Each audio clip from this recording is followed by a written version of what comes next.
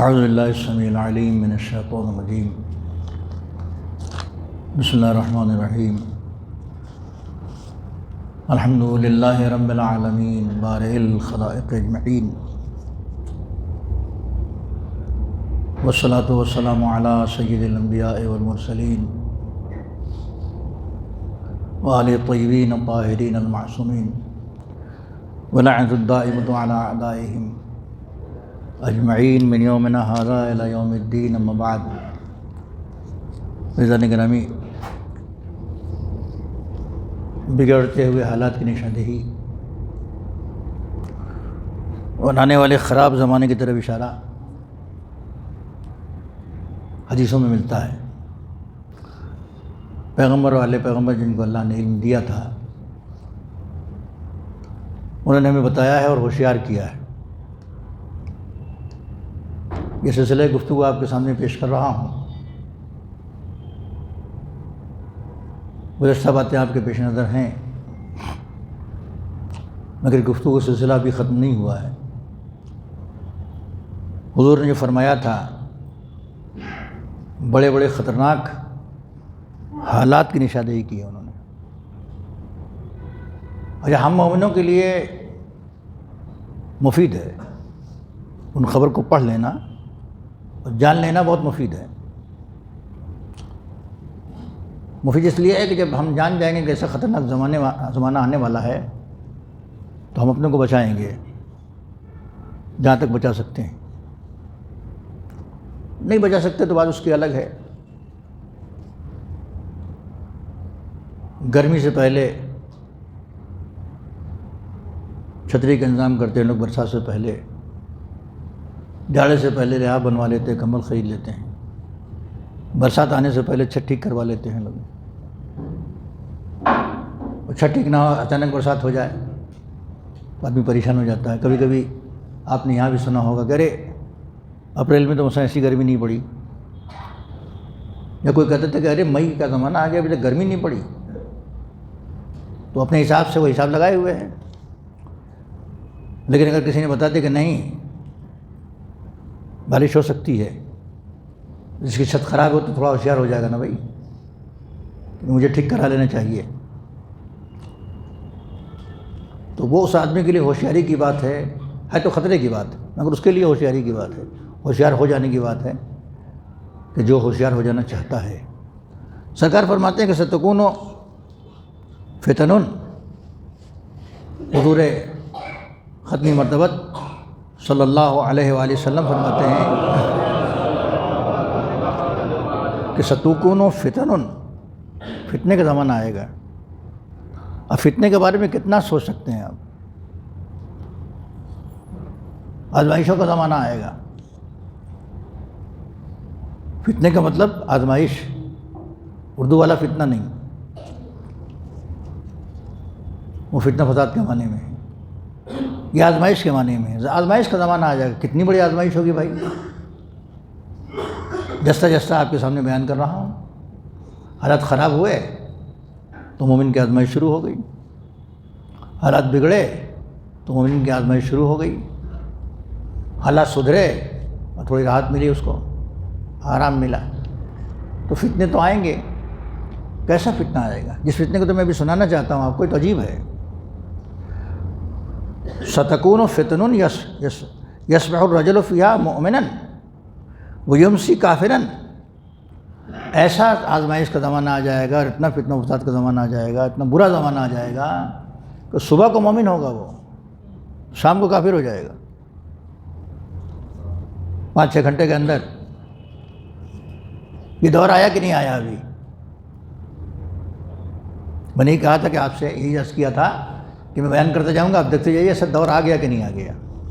ایسا خطرناک زمانہ کوئی آ جائے گا کہ صبح کو تو مومن ہوگا وہ، اور شام کو کافر ہو جائے گا وہ۔ بہت خطرناک ہوا نا بھائی، 2-4 گھنٹے میں ایک دم آدمی بدل جائے، ایمان اس کا کفر میں بدل جائے، تو ایسے میں کیا ہوگا؟ یہ آفت ہم پر تو نہیں آئے گی، یہ مصیبت ہم پر تو نہیں آ جائے گی؟ ہم بھی تو ایمان کا دم بھرتے ہیں، ہم بھی تو مومن ہیں، ہم بھی تو اللہ رسول کے چاہنے والے ہیں، ہم بھی تو ان کے نائبین کے چاہنے والے ہیں، ہم بھی تو قرآن پہ ایمان رکھتے ہیں، قیامت پہ ایمان رکھتے ہیں، تو مومن تو ہیں ہم، اس حساب تو مومن ہی ہیں۔ جو کچھ کہا ہے کوشش کرتے ہیں عمل کریں. ایسا زمانہ آئے گا, اتنی چینجنگ اتنی جلدی کیسے ہو جائے گی؟ اس کا مطلب زمانہ بڑا خطرناک ہوگا کہ صبح کو مومن شام کو کافر. الا من احیاہ اللہ تعالی بالعلم, مگر وہ نہیں بدلے گا جس کو اللہ تعالیٰ نے جس کے قلب کو علم و آگہی کے ذریعے زندہ کیا ہے. حالات کیسے بھی ہو جائیں خراب, لیکن اللہ کی عنایت جس پر ہے, اللہ نے جس کے قلب کو علم اور آگہی کے ذریعے سے زندہ کر دیا ہے, انشاءاللہ وہ ایسا نہیں ہوگا نہیں صبح کو مومن ہو شام کو کافر ہو جائے. لہذا اب ہم کو اس سے بچنے کے لیے کیا کرنا ہے کہ اپنے قلب کو علم اور آگہی کے ذریعے سے زندہ کرنا ہے. صلوات پڑھیں محمد وعلی محمد. نہیں, کہیں کہیں انہوں نے حل بھی بتایا ہے, کہیں کہیں خالی پریشانیاں بتا دی ہیں. ایسی پریشانی کے عالم میں ہمارا کیا فریضہ ہے؟ علم اور آگہی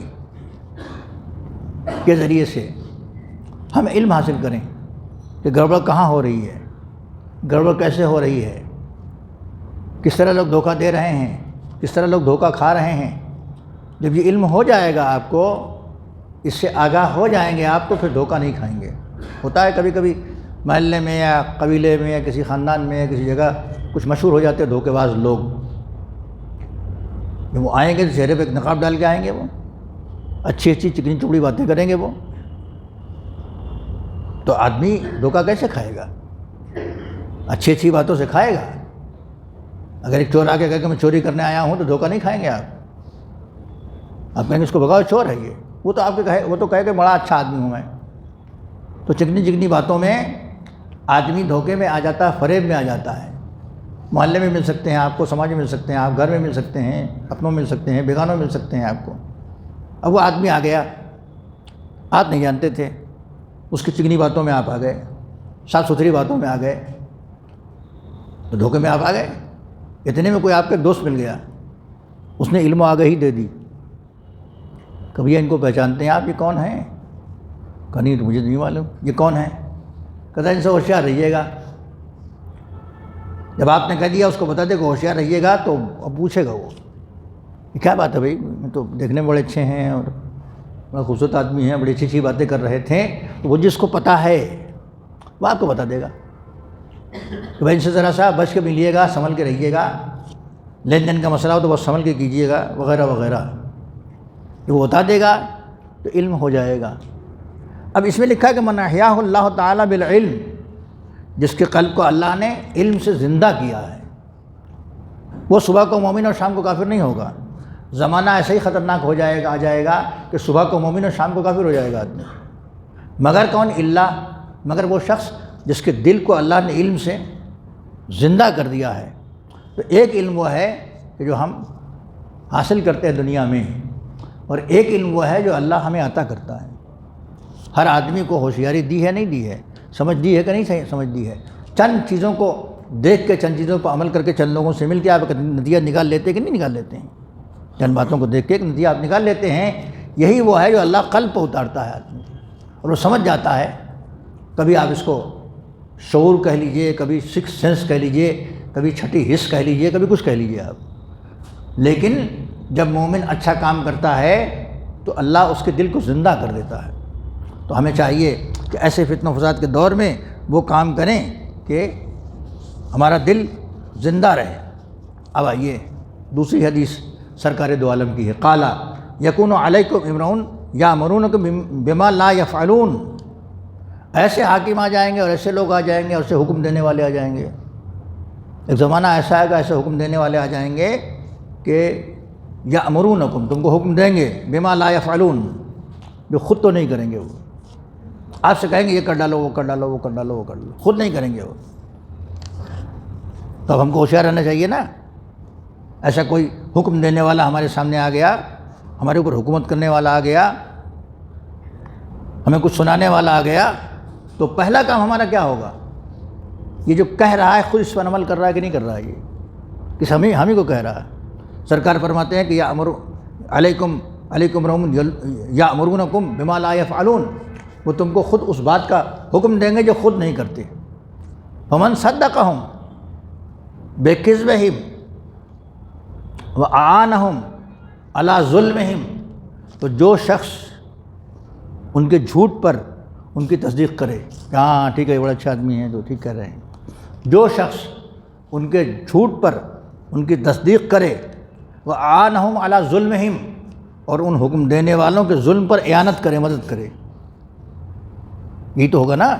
کچھ لوگ اس کی بات مانیں گے، کچھ لوگ نہیں مانیں گے، کچھ لوگ اس کی مدد کریں گے، کچھ لوگ نہیں مدد کریں گے، ہے جھوٹا، کہہ رہا ہے، خود نہیں کرتا ہے۔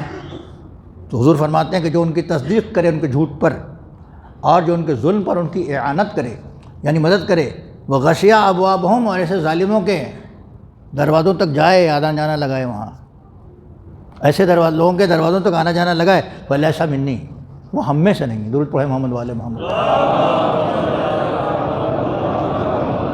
یہ کبھی توقع نہ رکھیے گا اہل بیت سے اور اہل پیغمبر سے اور پیغمبر سے کہ برے کو اپنا کہہ لیں گے آپ، وہ برے کو وہ اپنا کہہ لیں گے، نہ خود کہیں گے برے کو اپنا، نہ برے افراد کو گلے لگانے کے لیے آپ سے کہیں گے کہ آپ لگا لیجئے ان کو گلے۔ صاف صاف انہوں نے جو ہے صاف صاف کہہ دیا کہ ایسے لوگوں کے دروازوں پر جن کی آمد و رفت ہوگی فلیس منی، وہ ہم میں سے نہیں ہے۔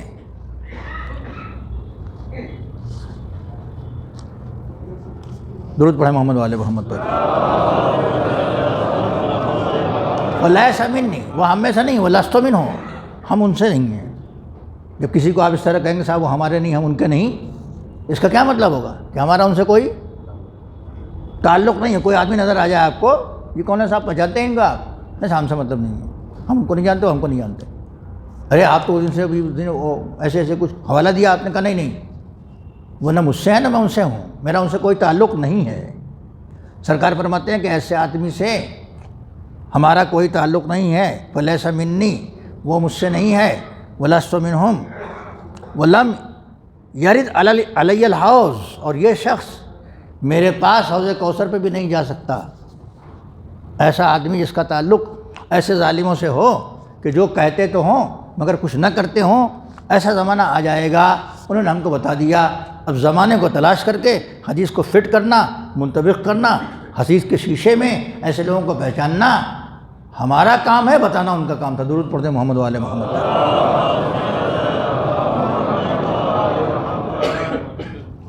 قال علیہ السلام، سرکار نے فرمایا لیاتین علی الناس زمان، لوگوں پر ایک ایسا زمانہ آنے والا ہے کہ بما لا یاخذ من مال اخیہ، بما یاخذ من مال اخیہ، ایک ایسا زمانہ آنے والا ہے کہ آدمی مال لینے میں پرواہ نہیں کرے گا، وہ اپنے بھائی سے مال لینے میں پرواہ نہیں کرے گا، لا یاخذ من مال اخیہ بحلال و حرام، اس کی پرواہ نہیں کرے گا کہ یہ مال میرے پاس حلال سے آ رہا ہے کہ حرام سے آ رہا ہے تو بتانے دو، جو کچھ مل جائے سب لیتے چلے جاؤ۔ میرے خیال سے یہ زمانہ تو آ چکا ہے۔ درود پڑھے محمد والے محمد پر۔ شاید ہم لوگ کی پیدائش کے پہلے آ چکا ہو، اور یا اور 100 سال پہلے ہمارے باپ دادا کے پیدائش کے پہلے سے آ چکا ہو کہ آدمی پرواہ نہیں کرے گا، مال لے تو لے گا لیکن اس کی پرواہ نہیں کرے گا وہ کہ کس طرح سے مال آ رہا ہے، کس طرح مال جا رہا ہے۔ مال دیکھ کے مال پر ٹوٹ پڑے گا۔ مومن کا کیا کام ہے؟ وہ دیکھے کہ حلال سے آ رہا ہے کہ حرام سے آ رہا ہے۔ اگر حلال سے آ رہا ہے تو اس کو لے لے، اور حرام سے آ تو کتنی ہی بڑا مال ہو اس کو نہیں لینا چاہیے۔ یہ سرکار دو عالم نے ہم کو آگاہ کیا اور فرما دیا۔ اب آئیے ایک اور حقیقت کی طرف آپ کی طرف اظہار کر دوں میں، یہ بھی میرے خیال سے یہ زمانہ جو بتانے جا رہا ہوں یہ آ چکا ہے اور بہت پہلے سے آ چکا ہے۔ میں تو بہت بچپنے سے یہ زمانہ دیکھ رہا ہوں جو بھی بتانے جا رہا ہوں آپ کو۔ حضور فرماتے ہیں قال یاتی علی الناس زمان، لوگوں پہ ایک ایسا زمانہ آئے گا کہ یطرحون الاذان علی ضعفائہم، وہ قوم کے کمزور لوگوں کو مؤذن بنائیں گے۔ یہ تلخ حقیقت ہے۔ بہت کب سے ٹوٹا پھوٹا آدمی سے مؤذن کو دیکھ لیجیے، پورے ہندوستان میں تو سمجھتے ہی ہوں جو اذان دینے والے لوگ ہیں وہ بڑے ٹوٹے پھوٹے لوگ، بڑے ضعیف، بڑے کمزور سے، کچھ دے دو پیسہ رہے گا اذان کہے گا۔ یہ حضور نے فرمایا کہ ایسا زمانہ آنے والا ہے، آپ کہیں گے کہ بھائی ان کی مسجد کے تو بلال ان کی بھی تو کوئی وقت نہیں تھی قوم میں، وقت ان کی کب نہیں تھی جب اسلام نہیں لائے تھے، قیمت ان کی کب بڑھ گئی جب اسلام لائے. تو بلال پر قیاس نہ کیجیے گا، بلال ٹوٹے پھوٹے لوگوں میں سے نہیں تھے، بلال ٹوٹے پھوٹے لوگوں میں سے نہیں تھے. ایمان کے ایسے قوی تھے بلال، ایمان کے ایسے زبردست تھے بلال، ان کو ٹوٹا پھوٹا نہیں کہہ سکتے آپ. جب وہ ادھر نہیں آئے تھے، غلام تھے وہیں، اور اسلام دل میں آ گیا تھا تو ان کو توڑ پھوڑ دیا لوگوں نے، ستایا، سزائیں دیں، مگر بلال بدلے نہیں، نہ اس سے بدلے نہ اہل بیت سے الگ ہوئے. وہ تو ضعفائے قوم کے معنی یہ میں سمجھ لیجیے گا کہ بلال قوم میں ایک ضعیف آدمی تھے. اسلام کہتا ہے کہ انتم الاعلون ان کنتم مؤمنین، اگر تم مومن ہو تو تم بلند ہو. صلوات پڑھ دے محمد والے محمد. جب تک مومن نہیں ہو بلند نہیں ہو. تو اگر ایمان آ گیا ہے تو ہم اس میں ایمان والا نہیں ڈھونڈتے. اب یہ تو حدیث میں لکھا نہیں ہے، مگر آپ سے کہہ دوں کہ امام بھی ایسے ہی ڈھونڈتے ہیں لوگ مسجدوں کے لیے کہ کام چل جائے بس. یہ ایک حقیقت ہے کہ نہیں دنیا میں؟ میں ہندوستان میں تو ہے کم سے کم ایسے ہی ڈھونڈتے ہیں. ایک صاحب سے ہم نے کہا بھی کیا حال ہے آپ کے، ٹھیک ٹھاک چل رہا ہے؟ کہ ہاں ٹھیک چل رہا ہے، مطلب کوئی بات نہیں. میں نے کہا ٹھیک چلتا ہے تو بار بار امام کیوں بدلا جاتا ہے آپ کا؟ کیوں بدلا جاتا ہے بھائی؟ نہیں وہ ایسا ہوا میں نے ان کو رکھ لیا. میں نے کہا دیکھ کے رکھیے نا، جب تک آپ امام کو رکھتے رہیں گے یہی حال ہوگا. جب امام آپ کو رکھے گا تو حالت بدل جائے گی. درود پڑھ دے محمد والے محمد. اب ایسا قوی لائیے، ایسا پڑھا لکھا آدمی لائیے، ایسا ایمان والا لائیے کہ اس کا ایمان پختہ ہو. تو حدیث تو میں نے سنائی آپ کو مؤذن کے بارے میں، لیکن یہ بڑھ کے امام تک بھی جاتی ہے. ہمارا مزاج ایسا ہو گیا کہ بس ایک کام چلانے والا مولوی مل جائے. یعنی میں خالی یہیں کی بات نہیں کر رہا ہوں، میں بہت دور تک کی بات کر رہا ہوں.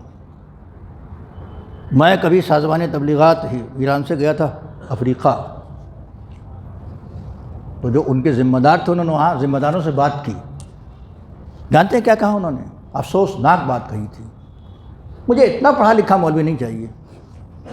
ہر آدمی کیا چاہتا ہے بھائی؟ ڈاکٹر ہو تو اچھا ہو، انجینئر ہو تو اچھا ہو، پڑھا لکھا ہو تو زیادہ بہتر ہے. انہوں نے صاف کہا ان لوگوں نے کہ نہیں بس ہم کو ایسا چاہیے کہ نماز پڑھا لے، بس وہ بچوں کو تھوڑا پڑھا لے، بس اس سے آگے نہیں چاہیے. پڑھا لکھا آدمی اس قوم کو نہ چاہیے تو پھر بچے کیسے پڑھیں گے، کیسے آگے بڑھیں گے؟ کمزور چاہیے، مرا سے چاہیے، مری جوک ہو بالکل، تو پھر کیا درس دے گا، کیا پڑھائے گا، کیا کام کرے گا؟ سرکار نے فرمایا کہ یاتی علی الناس زمان یطرحون الاذان علی ضعفائہم، ان کے کانوں پر رکھ دیں گے اذان کی ذمہ داری، جو ضعیف کمزور بڑے بالکل ہیں، کہ تم اذان دے دیا کرو ہمارے یہاں. اسی لیے آپ دیکھتے ہوں گے یہ مؤذن ہے ہمارے، یعنی گھٹیا کوالٹی. یہ امام ہے ذرا بڑھیا کوالٹی، یہ مؤذن ہے ذرا گھٹیا کوالٹی. یہ ایک مزاج سا بن گیا ہے بہت سی جگہوں پر، لیکن ہم سب کو نہیں کہتے ہیں. آج بھی لوگ ہیں ایسے جو دونوں میں کوالٹی چوز کرتے ہیں.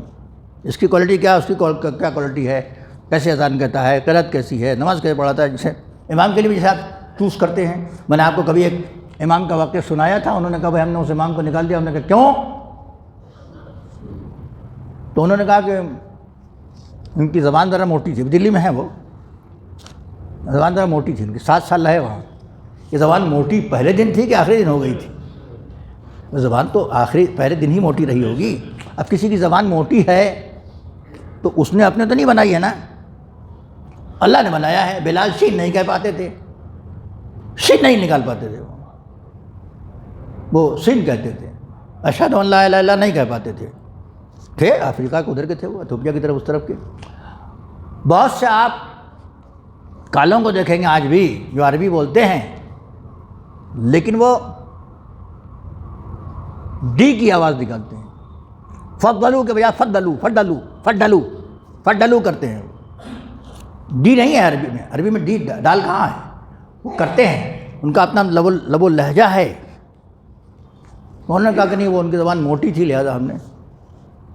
ایک صاحب نے کہا صاحب وہ جب سجدے میں جاتے تھے، سنا چکا ہوں آپ کو، بہت سے لوگوں کو یاد ہوگا، وہ اس سے بھول جائے گا.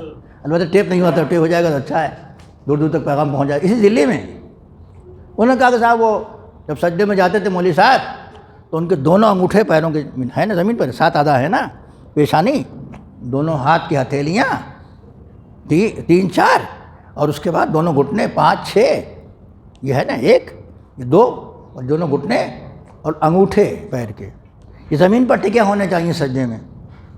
سجدہ جب کرتے جھٹ جھٹ ہم لوگ کر لیتے ہیں، جیسے کبوتر یا چڑیا دانہ چگے، اس طرح سجدہ نہیں ہے۔ ایک بار یہ ساتوں اعضائے سجدہ جو ہیں زمین پر ٹک جائیں، اور جب مرنے کے بعد کافر لگاتے ہیں، یہیں پہ لگاتے ہیں، آپ پیشانی پہ لگاتے ہیں، دونوں ہتھیلیوں پہ لگاتے ہیں، گھٹنوں پہ لگاتے ہیں، اور تو 2 4 2 6 اور 1 7۔ تو انہوں نے کہا صاحب ایسا ہے کہ ان کا جو پیر جو ہے سجدے میں دونوں انگوٹھے وہ زمین پر نہیں اٹھتے تھے، اٹھے رہ جاتے تھے ایسے۔ یہ 11 12 15 سال کے بعد بتایا لوگوں نے۔ تو ہم نے کہا ایسا کرتے بھائی آپ کہ ان کے پیر میں 2 بڑے بڑے پتھر باندھ دیتے، جب سجدے میں جائیں تو پیر ٹکا رہ جائے، ہے نا؟ بھئی آپ پہلے دن دیکھ کے رکھیے اس کو، آپ پہلے دن آزما کے رکھیے اس کو۔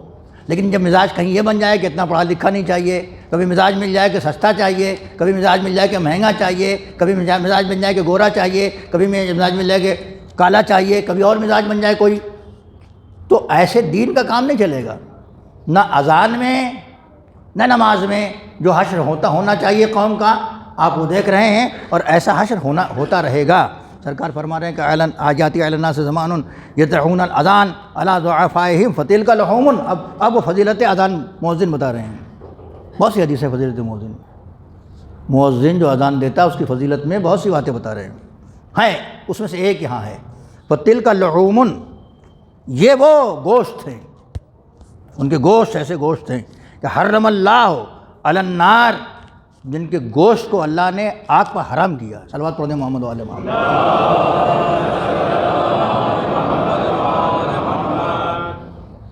یہ اذان دینے کی فضیلت ہے، لیکن ہم تلاش کر کے کس کو لاتے ہیں؟ جو سب سے کمزور، ضعفاءہم یدعون الاذان علی ضعفائہم، ہم ایسے لوگوں کو لاتے ہیں جو نہایت کمزور قسم کے ہوں، تاکہ رکھنے میں بھی آسانی ہو، ڈانٹنے میں بھی آسانی ہو، کام لینے میں بھی آسانی ہو۔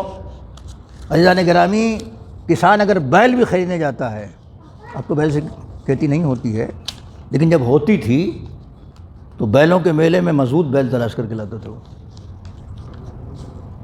ہے نا؟ آج بھی آپ جب ذاکری کے میدان میں آتے ہیں تو کیا کہتے ہیں؟ بھئی کوئی اچھا ذاکر دو مجھے، ہاں بڑھیا ذاکر۔ بڑھیا ذاکر کا کیا مطلب؟ خوب جوش لگا، جوش سے چلا کے پڑھے، کچھ بھی پڑھے، مگر چھتیں جو ہیں امام باڑے کی اڑ جائیں، ہاں اڑنے والا چاہیے، وہ چھتوں کو اڑا دے۔